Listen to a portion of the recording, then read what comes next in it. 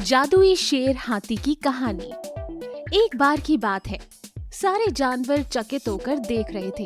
एक ही शरीर पर दो जीव, उसका शरीर शेर का और मुंह हाथी का। लेकिन ये हुआ कैसे? ये सभी देखकर बातें कर रहे थे। आखिर क्या हुआ था उस दिन दो जानवरों के साथ, और वो क्यों ऐसे आसपास मिल गए? आइए देखते हैं इस कहानी में। वो एक बहुत ही बड़ा घना जंगल था।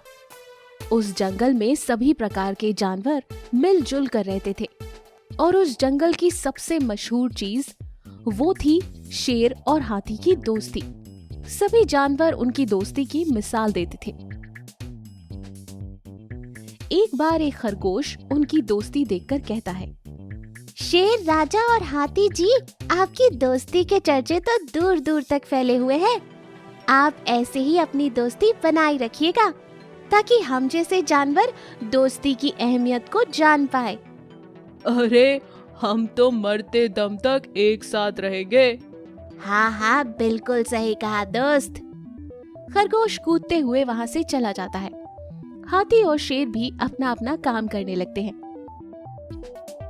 एक बार जब दोनों एक जगह एक पेड़ के नीचे बैठे हुए थे, तब शेर कहता है, हाथी, मैं इस जंगल का राजा हूँ और सर्वश्रेष्ठ हूँ। सब मुझे कितना मानते हैं। अरे, तुम राजा हो इसलिए ना चाहते हुए भी लोग तुम्हारी बात मानते हैं, वरना तुम में ऐसी क्या ही बात है। ये क्या कह रहे हो तुम? अगर मैं राजा नहीं होता तो क्या सिर्फ एक जानवर बन के रह जाते? अरे, ऐसा कैसे कह सकते हो तुम? माफी मांगो मुझसे। अरे, पागल हो गए हो क्या? मैं भला क्यों माफी मांगू? माफी मांगे मेरी जूती, जो मैं पहनता ही नहीं। हा हा हा हा। इस बात से शेर को बड़ा गुस्सा आता है और वो हाथी को भला बुरा कहने लगता है। थोड़ी ही देर वो होता है जो पहले कभी नहीं हुआ। दोनों इस बात पर जोरदार झगड़ने लगते हैं। झगड़ते वक्त वो भूल जाते हैं कि वो कितने अच्छे दोस्त थे। शेर और हाथी जिस पेड़ के नीचे झगड़ा कर रहे थे, दरअसल वो पेड़ एक जादुई पेड़ था, और वो शेर और हाथी का झगड़ा सुनकर परेशान हो चुका था।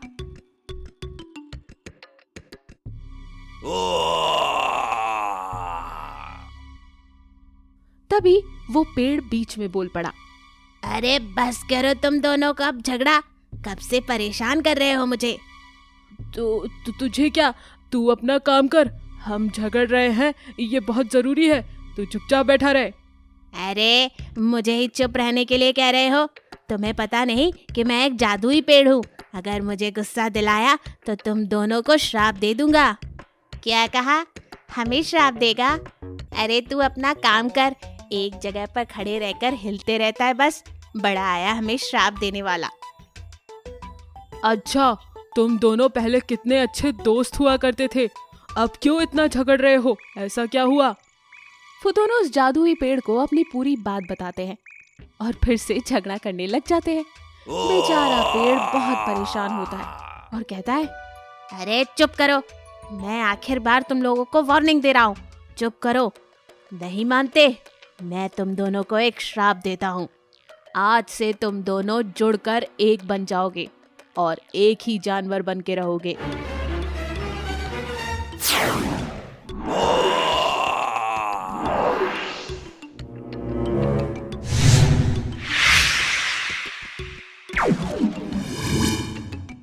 फिर क्या, उस जादुई पेड़ का ऐसे कहते ही शेर और हाथी आपस में आकर जुड़ जाते हैं। तब शेर कहता है, अरे जादुई पेड़, ये क्या किया तुमने? हम लोगों को अलग कर दो, नहीं तो मैं तुम्हें खा जाऊंगा। पेड़ हंसने लगा और बोला, कमाल है ना, एक मांसाहारी जानवर अब वेजिटेरियन बन गया। सही है। अरे वो नहीं खा सकता तो मैं खा जाऊंगा। हाथी ने कहा, हाँ हाँ, आओ और खा के दिखाओ, पहले मुझ तक पहुंच के तो दिखाओ। ऐसा कहकर पेड़ जोर जोर से हंसने लगा। फिर दोनों वहां से निकल पड़ते हैं।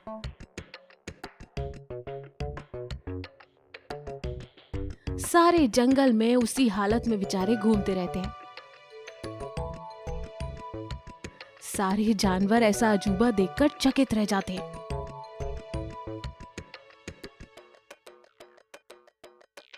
तब खरगोश कहता है, अरे शेर और हाथी, इतनी भी क्या दोस्ती कि तुम दोनों एक साथ ही जुड़ गए। अरे अब ये खरगोश हमारा दिमाग खराब कर रहा है, चल भाग यहाँ से। शेर दहाड़ लगाता है। खरगोश वहां से भाग जाता है। तब हाथी कहता है, अरे ये सब तुम्हारी वजह से हुआ है, बहुत अकड़ दिखा रहे थे ना, लो अब भुगतो, तुम्हारी अकड़ का नतीजा है ये। अबे बच्चू, उल्टा चोर कोतवाल को डांटे। ऐसा कहकर फिर से दोनों इसी हालत में झगड़ने लगते हैं। बहुत देर हो जाती है और दोनों को अब भूख लगने लगती है। हाथी और शेर एक साथ जुड़े होने की वजह से हाथी पेड़ के पत्ते नहीं खा पा रहा था, क्योंकि उसकी ऊंचाई अब कम हो गई थी। और जब शेर किसी जानवर को खाना चाहता था तो हाथी की वजह से वो शिकार ही नहीं कर पा रहा था। सारा दिन जंगल में ऐसे ही बिना कुछ खाए पिए घूमते दोनों अब थक चुके थे।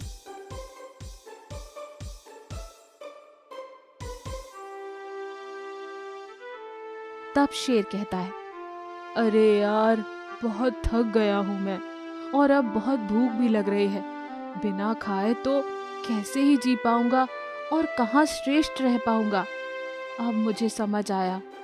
हाँ यार, पहले के जैसा ही अच्छा था। चलो उस जादुई पेड़ के पास जाते हैं और माफी मांगकर खुद को वापस अपने ही रूप में लाते हैं। पता नहीं कितने दिन ऐसे ही घूमना पड़ेगा नहीं तो।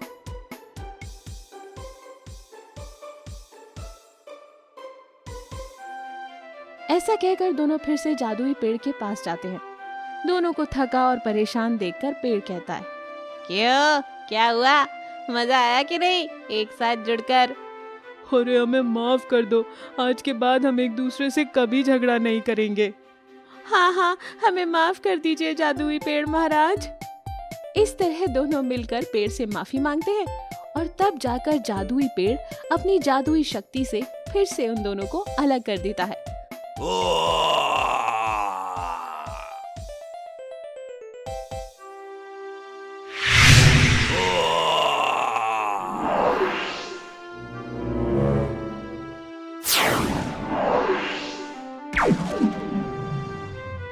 और फिर से झगड़ा ना करने का वादा लेता है दोनों से।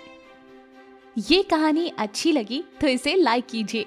ऐसी और कहानी देखने के लिए हमारे चैनल को सब्सक्राइब करें और नोटिफिकेशन पाने के लिए बेल आइकन पर क्लिक कीजिए। जिद्दी अप्पू हाथी।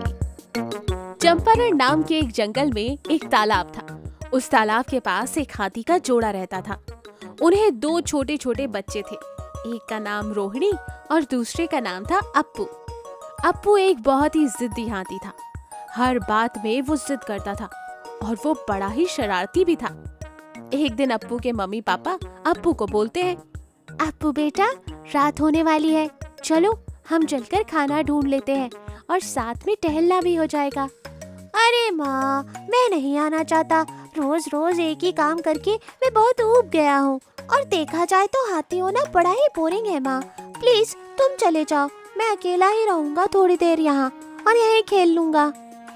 अप्पू के माँ बाप को अप्पू के हाथी होने का बोरिंग होना ये बात बहुत बुरी लगती है, लेकिन दोनों इस बात का बुरा नहीं मानते। पापा हाथी कहते हैं, ठीक है बेटा, लेकिन संभल कर रहना, हम रात होने से पहले वापस लौट आएंगे। ठीक है पापा। मम्मी पापा के साथ अप्पू की बहन रोहिणी चली गई।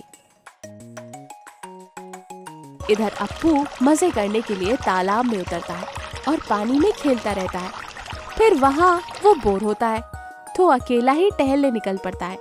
जाते जाते उसे एक हिरण दिखता है। वो हिरण बड़ा ही उछल उछल कर जा रहा था। उसे देखकर अप्पू को लगता है, अरे वाह, ये हिरण कितना खुश है। अरे कैसे उछल उछल कर जा रहा है, मैं भी हिरण बनना चाहता हूँ।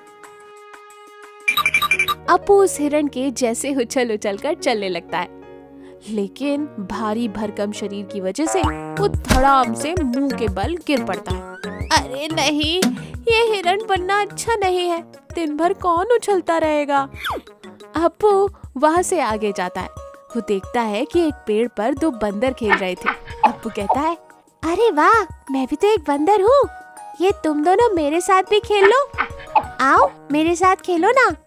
एक बंदर अप्पू के सिर पर बैठ जाता है और उसके कानों को पकड़कर खींचने लगता है, और दूसरा बंदर पेड़ से ही अप्पू के ऊपर एक नारियल मारता है। अप्पू कहता है, अरे अरे हटो हटो, तुम दोनों कितने बदमाश हो, मुझे सता रहे हो। मुझे नहीं बनना बंदर, और कितने बदतमीज हो तुम। अप्पू वहाँ से भी आगे चला जाता है। तभी उसे एक पेड़ पर छोटी सी गिलहरी दिखती है। अप्पू को देखकर वो गिलहरी डर जाती है और अपने बिल में चली जाती है। अप्पू कहता है, अरे वाह, ये छोटी सी गिलहरी कितनी अच्छी है। ये मैं गिलहरी बनूंगा। सुनो गिलहरी, मेरे पास आओ, मुझसे बात करो। मैं भी एक गिलहरी बनना चाहता हूँ। अप्पू उस पेड़ के बिल में अपना सिर डालता है। वो बेचारी गिलहरी डर के मारे बाहर निकल आती है, लेकिन अप्पू का सिर उस बिल में फंस जाता है। उसे देखकर वो गिलहरी जोर से हंसती है। कौन है ये बेवकूफ? थोड़ी कोशिश करके अप्पू का सिर उस बिल से निकल जाता है, और उस गिलहरी को हंसता हुआ देखकर उसे गुस्सा आता है, और अप्पू वहाँ से चला जाता है। थोड़ी दूर के बाद एक तालाब के किनारे मायूस होकर अप्पू बैठ जाता है। तभी उसके ऊपर पेड़ की शाखा पे जो चिड़िया का घोंसला होता है, उसमें से एक छोटी सी चिड़िया तालाब में गिरती है और डूबने लगती है। उसकी चिड़िया माँ पानी के ऊपर से उड़ते हुए चिल्लाती है और मदद मांगती है। ये देखकर अप्पू पानी में कूदता है और अपनी सूंड से उस छोटी सी चिड़िया को पानी के ऊपर ले आता है। माँ चिड़िया उसका बहुत आभार मानती है और कहती है, भगवान का लाख लाख शुक्र है कि आज तुम यहाँ पर हो अप्पू। तुम ना होते तो आज मेरा बच्चा जिंदा नहीं होता। कौन बचाता उसे? Thank you very much Appu. Appu ये सुनकर बहुत खुश होता है और वो सोचता है, अरे वाह, मतलब हाथी होना कोई बुरी बात नहीं है। आज मैं किसी के काम तो आया। लगता है हाथी होना बहुत अच्छा होता है। हाँ, अब मैं हाथी ही बनकर रहूंगा।